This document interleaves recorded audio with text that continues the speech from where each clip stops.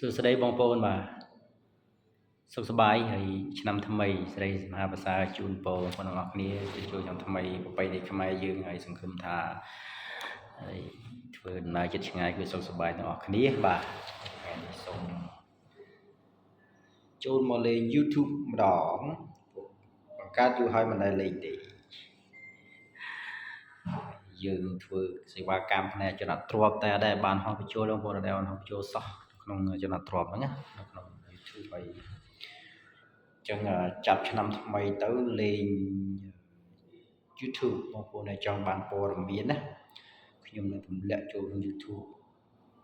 ខ្ញុំនឹងធ្វើព័ត៌មានល្អពិសេសពាក់ព័ន្ធនឹងអចលនទ្រព្យហ្នឹងក្រុមតម្លៃទីផ្សារ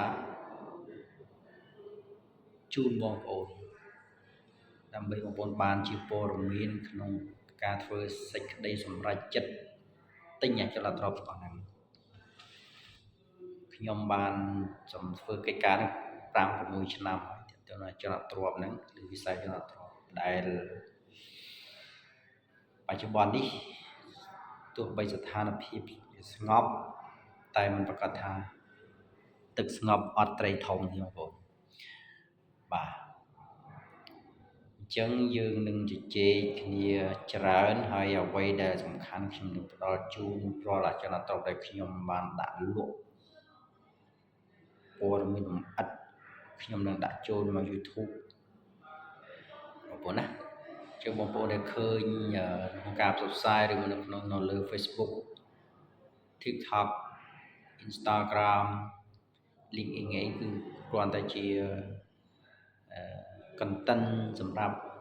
ជូនជាព័ត៌មានតែរាល់ការលម្អិតខ្ញុំនឹងនិយាយនៅក្នុង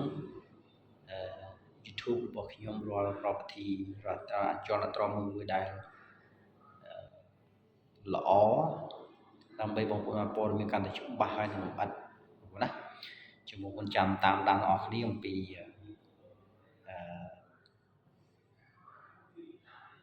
ទ្រព្យទាំងអស់នេះ